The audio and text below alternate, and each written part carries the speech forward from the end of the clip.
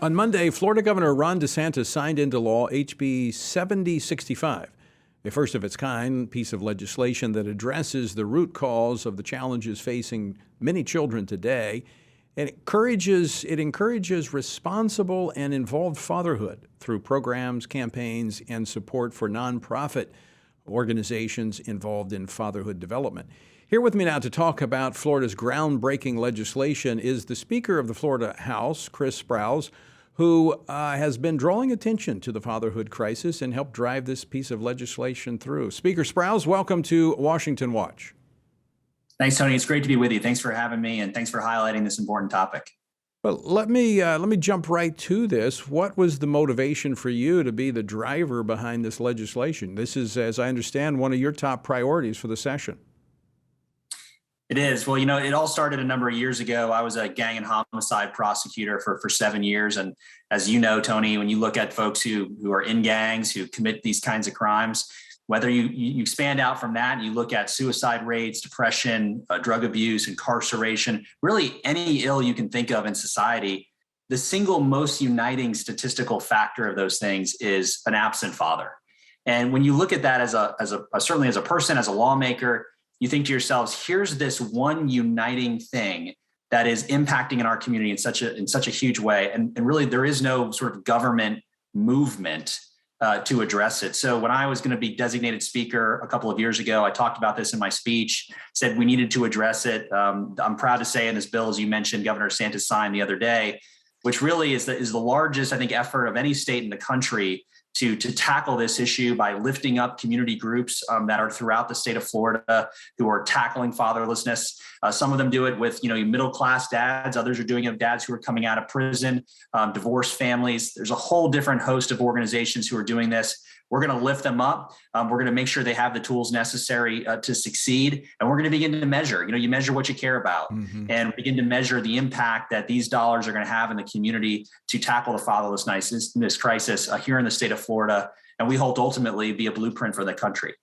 Yeah, back when I was in the Louisiana legislature, it's been about it's been a while back in the late 90s when I authored the nation's first covenant marriage law. I looked at a lot of the social pathologies at that time that was connected to the absence of, strong, intact families and the impact that had upon children, incarceration rates. We saw it in terms of drug use, all of the pathologies. The situation's only grown worse. What type of support are you getting there within the faith community, within the nonprofit sector of supporting this legislation?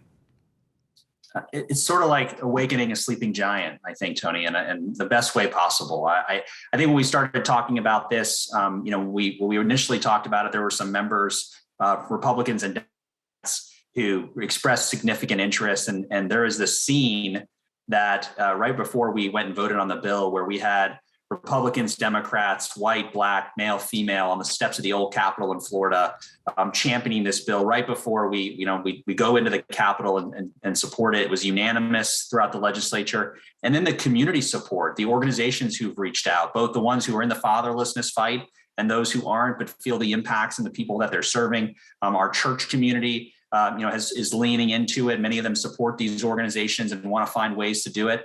And we have these great champions, folks like Coach Tony Dungy or Jack Brewer, who played in the NFL, all who've kind of lent their time, their talent, their platform to raising the spectrum of fatherlessness throughout the country as an epidemic and an issue that's impacting our families and our communities. And if this is the issue that we believe it is, and you're absolutely right on all the statistics, and I challenge anyone to find statistics that say the opposite. But the reality is that a present father in a home is more likely to allow a person to grow up, to not suffer from depression or drug abuse or be incarcerated, and to have a successful life. They're more likely to have a job or go to college or get married and have their own children. So this is a movement of our time. And I think, Tony, we are at this unique inflection point in our country's history where I believe that people are hungry for this moment in a way that they haven't been hungry before because they're seeing the impacts throughout the country. So we hope this is sort of ignites the flame of the torch that's going to burn bright across the country. I think you're absolutely right. I do think, and I think Texas. I was just talking with the lieutenant governor from Texas, Florida, two states in particular that are providing leadership on such critical issues. And I know you are part of the leadership team there in Florida, so I commend you on a number of measures, including protecting the rights of parents, but acknowledging what many on the left do not want to acknowledge, that children need a father. And the evidence is overwhelming, and the failure of the left's ideology is seen throughout society, and it's time we return to the basics. Kids need a mom and a dad is not, an unnecessary accessory. He's an essential element of childhood. Yeah, I totally agree. And it's sort of, it's been interesting to see sort of some of the kind of trolls on this issue when it comes to saying, well, gosh, you're trying to lift up fathers to the expense of mothers.